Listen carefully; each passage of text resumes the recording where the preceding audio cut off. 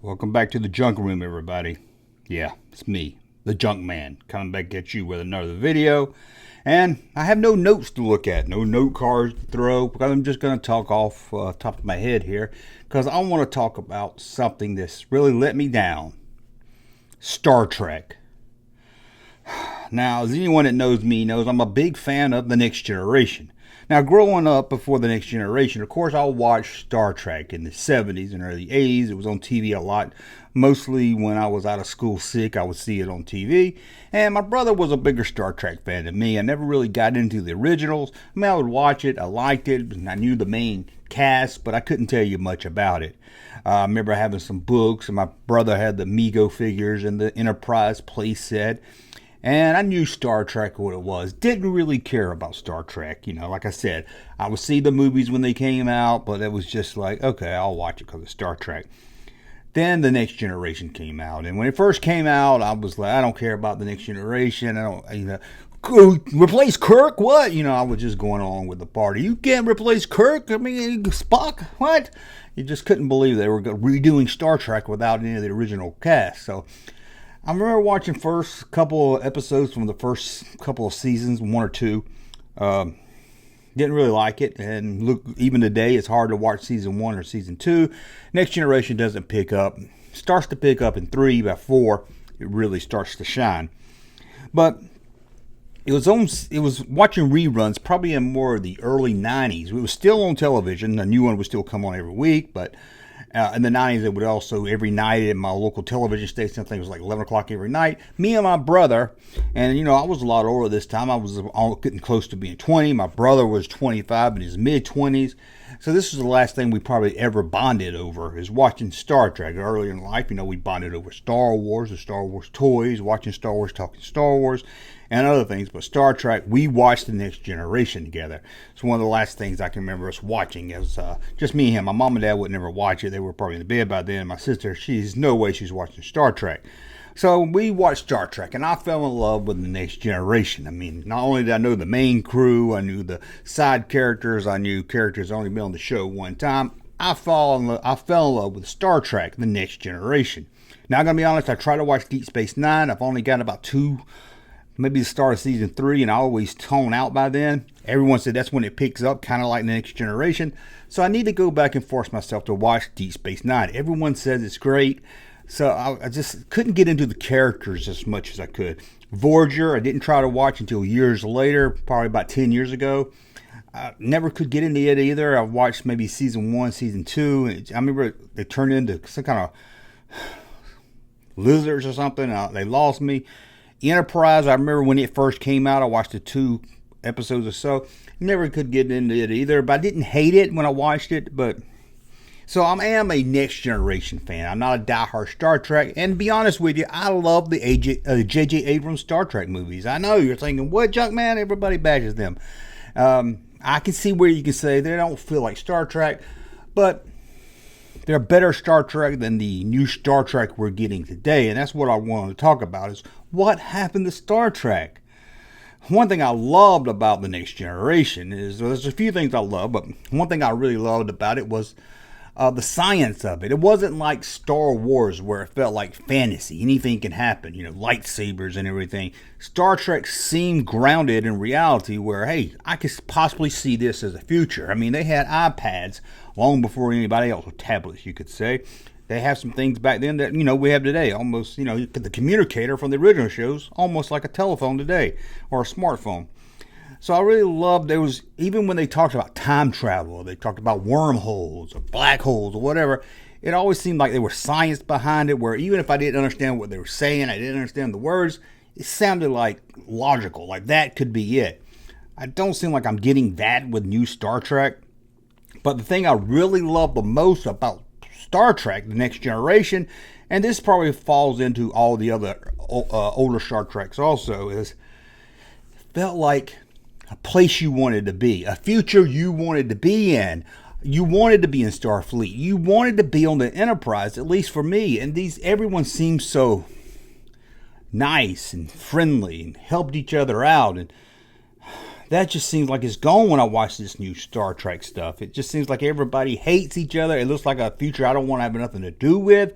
And that's what I really miss. A Star Trek that I just like, oh, that looks fun. Sure, they're having some problems. You know, Wesley steps on some flowers and he's been sentenced to death and they got to fix it. Riker's been accused of murder and stuff. Sure, they had that dark times, but overall, they were all there for each other. They were, you know, they wasn't screaming at each other. You never saw Data and Geordi cuss each other out. That's another thing on this new Star Trek stuff. They cuss, which I can understand. Sometimes it can be done as the humor. Data cusses in the Generations movie. It's done for laughs. Spock goes to Earth, finds out what cussing is, uses it like damn or something, and it's funny. Here, they just, every other word, they throw in a shit or a damn or a F you or something. It just takes me out of Star Trek. It's like, that's just so nowadays. Why are they talking like that? So when I'm talking new Star Trek, I'm going to be honest, I'm talking Star Trek Picard. Because I tried to watch Star Trek Discovery. Now, maybe I went into it biased because that main star of it, she was on Walking Dead. I really didn't like her on it. So maybe I'm biased, but I watched it. And I remember watching the first episode. She wasn't even a captain. She was going around screaming and yelling at people, breaking the Starfleet rules and everything. And no one cared. And I watched a few episodes and I just like, this is garbage. I can't watch it. But then came Picard. They announced something at Comic-Con or something. Picard's coming back, and I was excited. I know some people said, man, Next Generation ended so good, one of the best season enders. Why bring Picard back and ruin that ending? I was like, well, it didn't really end with the TV show. You know, they done movies after that, and I liked all the Next Generation movies. Although, you know, the last two felt more like just a 2-hour episode, but they're not horrible. If you look at them, it's just an episode of Star Trek: The Next Generation. Now, Star Trek: First Contact's my favorite Star Trek movie. I'll debate anybody. It's better than Wrath of Khan. It's the best Star Trek movie there is, because I think even if you're not into Star Trek, you don't know Star Trek, you can watch it and love it. I think with even Wrath of Khan, which is a really good Star Trek film, you have to kind of know Star Trek to really enjoy it as much, but I don't think that's the same for First Contact. But anyway, I heard Picard was coming back, and boy, did I get excited. Now I say, okay, I know they're going to bring back, you know, this isn't going to be Next Generation 2.0. It's going to be Picard, and they'll throw some flower and some people in there here and there like they did with Riker in season 1. So I was really excited. I knew going into it, the Discovery show I didn't like. It didn't seem like Star Trek, but I was like, this has got to feel like Star Trek. It's got Picard in it. How do you have Patrick Stewart back and have Picard? A great actor like Patrick Stewart, great character like Picard. Is no matter what they do, they've got to do it right. And then I watched it, and I was like, this is what they came up with. This is what they came, and it was just boring. It was boring. Confusing was a good word for it. I couldn't understand what was going on, even if they would just, it's just something about the way this show's written, season 1 and season 2, and I can't really put my finger on it other than horrible writing. It just feels like CBS. It feels like network television writing. Does that make any sense? Because you're going to say, well, all of us network television writing, or most shows. It just seems like that old school CSI, CBS for the old people network writing that just doesn't seem like Star Trek. It just doesn't have that feel of a Star Trek show. And we're coming in an age too where we got better writing. We got Breaking Bad. Now I'm not saying we need something as dark like Breaking Bad, but you got Breaking Bad, something like Walking Dead.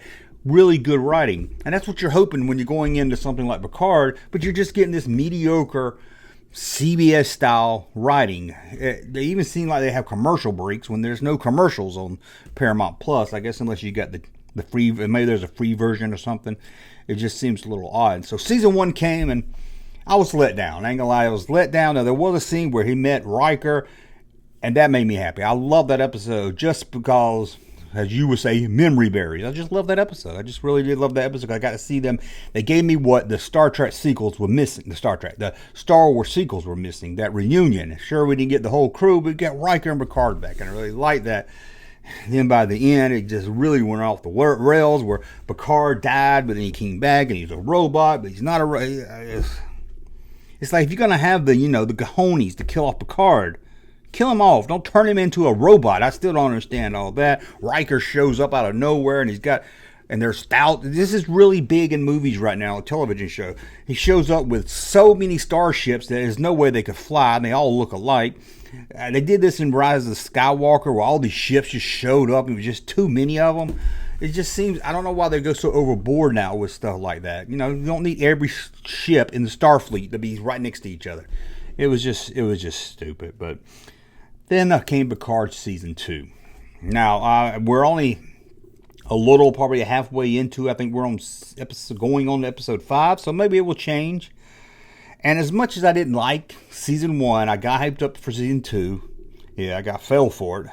Got hyped up for season 2, and I heard they brought in some people, the behind the scenes people from the Next Generation era, and I thought, okay, this is it. They learned their mistake. They're gonna fix Picard, because he didn't really feel like Picard. And I think season 2, it might be worse than season 1. It's I don't know. I mean, I'm watching it. It hadn't turned me off. It's hard to watch. The new one came out this week, and it took a long time to watch it. It's just so, I just watch it, and I'm baffled. I'm just saying, this is so damn stupid. That's the only thing I can come up with. And it's Star Trek. Star Trek's supposed to be smart. You're supposed to watch Star Trek, and even if you don't even know what's going on, you're like, oh, this is smart writing. But this is horrible writing. And everything, they don't tell you what's going on. Everything's a mystery. They talk to each other. I don't even know what they're saying sometimes. It seems like every line they say has to be some dramatic statement that's going to be used in a trailer. Is horrible. Now, spoiler alert for series 2. I'll go ahead and tell you, they go back to 2024. It's just first, there's an alternative future where Picard's like the Hitler of that universe. 7 of Nine's the president. The Federation is now the Confederation. Surprised the Enterprise didn't have a Dixie horn on it. Oh, it's just, so they go back and they have to fight immigration. It's so over the top. The immigration officers are so over the top. It's like, this is unbelievable. I guess it's some alternate Earth they went back to, because it's no Earth that looks like anything we're going to see in 2024 in our timeline. It's just really bad. The last episode is really confusing. Now, the last episode, I think it was Fly Me to the Moon. I don't know why it was called that. Maybe they played that song at the end or something, because nobody went to the moon. It wasn't about anybody trying to get to the moon. But anyway, flying to the moon. It's just so stupid. I don't know if they were so tight with their budget. Every actor on this show is another actor that played another character. You got Brent Spiner back, but he's not playing He's not playing Data. He's an ancestor of Dr. Soon, who created him. But yet why would 200 years in the past or whatever, I don't know how far back it is, maybe more than that, why would he look like Data? Why would he look like Data? Why would he look like the doctor that made Data? It makes no sense. Okay, he looks like him, and then he would have got married and had kids, and they would have mixed and looked different, and it would have been his twin. And he has a daughter on the show that looks just like the girl from season 1. It makes absolutely no sense. And then Picard finds this watcher he's looking for, and what? What does it look like? It looks like his maid or whatever from the future, but she doesn't have Vulcan ears. Why do all these people look like other people? And like he asked her, and she's like, I don't know who you're talking about. I don't know who that is. It's like they only had that's like, we don't have the budget to hire more actors. Let's just hire the actors we already got and try to work them into the show somehow. Oh, it's just so stupid. Q somehow lost his powers, but became a psychiatrist so he could meet Renee Picard, talk her out of going on a flight. I know, it's some Picard ancestor. See, this is crazy. So what did Q do? Go to college, learn to be a therapist, got a job got a therapy job, somehow got her to come to him. It just makes no logical, makes no sense whatsoever. It just makes no sense. The whole thing maybe I'm overthinking it, but the worst part is it's no fun.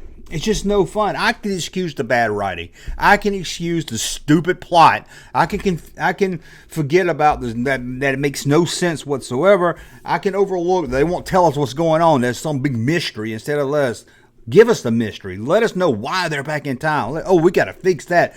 Then we can feel like if we knew what they got to fix instead of a mystery, but we got to fix that. But I'll give them that. I will give them that. If they were likable characters. Here's what they do. Oh, we got a character on Picard? Let's make this character's going to be angry.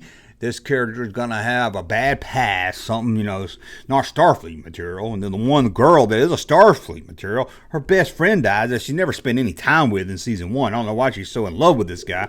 He dies, and she moans through all the episodes. You remember when Tasha Yar died, a cast member from Star Trek? You remember? It was like, move on. We don't have time to sit around and grief. You grief later. You Starfleet officer first. But no, there was a whole Star Trek episode like that, I believe, in Next Generation, where somebody dies, and Wesley's like, I can't stop thinking about this crew member that died, and Picard's like, you got to. You're a Starfleet officer. You got to put Starfleet first. You deal with that stuff later. But she's just going off cussing everybody. She yelled at Picard. I don't understand why everybody's so angry. And I put this on Twitter. So why is everybody so angry? It's like, well, that's the times. That's how it is. Well, they're supposed to be future. Everybody's supposed to be, a little more decent now.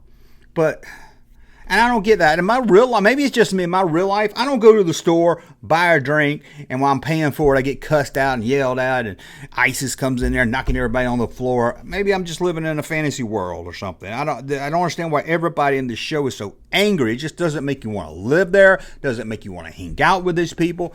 Don't want to make... One thing, they act like they're all big family. I don't know why they act like they're so tight crew. What? They haven't even hardly done anything together. That seems really rushed. But I just don't understand. Think about the Star Trek figures back in the 90s, the Star Trek figures. I used to play with them. And can you imagine a kid watching Star Trek today and seeing Picard show and thinking, oh, I want to play with action figures based on that? No, it wouldn't be fun. In fact, let's look at how it was like in the 90s to play with Star Trek figures. This is how it went. Listen up, crew. Q has once again interfered with the timeline. We must fix it. Together we will fix what Q has again fouled up. You can count on us, Captain. Q is powerful, but he's just one. We're a team. Together we can defeat him. This will be a day in history we'll never forget, Captain. Bonjour, mon compagnon. It's me, Q. Let's dance. Put on your red dress, baby. Put on your red dress, baby. Q, we haven't got time for this. We must fix the timeline. All you ever care about is time. What about time for me to party? Roxanne, put on your red light. That's not the words. Everybody's coming together, happy, doing their thing. Now let's see if kids were playing with Star Trek toys today, what it would be like. Let's take a look. Listen up, crew. I just got word that the dreaded evil Q is back. And he's at it again. Oh, won't you shut up? Tell us what we gotta do, you bald-headed pervert. Look at you in your Starfleet uniform. You think you're my boss now? I gotta listen to you because you in Starfleet? No, get out of here. I do what I want to do. I ain't going to listen to all this. But Q has changed the time. The timeline has been changed because of Q. Oh, here we go again. White man screwing up the universe, and us women got to go fix it. No, thank you. We tired of saving your ass. Get out of here. You don't understand. Q has changed the past. And when you change the past, that means you change the future. We've got to go back. Oh, so you telling us what we got to do now? I think not. Get out of here. Oh, no. Someone help me, please. We've got to go back and stop Q. Yes, we're going back in time. Thank you. I knew you would understand. No, we're not doing what Q did. We're going back in time so we can change January the 6th, the worst day ever in history. Oh, but Q, he's changed the past. We've got to do something. It's me, Q. And I'm evil and I'm mean. Well, Q, why did you change the timeline? The river is like a boat, and boats have meaning, and means have ridges, and ridges have to talk about. I don't know what I'm saying, but we'll get out of here and we'll fix it and we'll talk now. I don't know what you're talking about. Neither do I, and neither does anyone at home. This show sucks. That it does. Oh, I should have retired. I hear you. Angry and mad. I don't know why everybody's so angry and mad, and why every character's the same. Don't even get me started on Guinan. Guinan was the voice of reason. Guinan was always she was, let's be honest, I know Deanna Troi was the therapist of the show, the counsel of the show, but it was actually Guinan. She did the better job than Deanna Troi did. Sorry, Deanna. But it's just horrible. Picard goes back in time. She's working at a bar called 10-4. The bar's called 10, which is a stupid name for a bar. It's on Ford Street. Oh. Now on the ship it's 10-4 because that's where it is on the ship. I don't understand. It's so stupid. And then he meets her and doesn't look anything like her. I can get past that, but then she's angry. Oh, what an original thought. Oh, an angry character. How'd they come up with that one? She's angry. She's yelling at Picard. I'm like, this ain't the Guinan we know. This ain't the Guinan that they gave us for years and years. Oh, it's just, I can't do it. Please, maybe I'm wrong. Let me know in the comments. Am I missing something with this Picard show? I want to love it. It's like you take Patrick Stewart, you take Picard, you mix them together, and you get a bowl of shit. How is that possible? How? And I'm sure these writers have watched Star Trek before. I'm sure they know Picard, but it's almost like they read the Wikipedia page about Picard and decided just to base everything they knew off that Wikipedia. I don't know.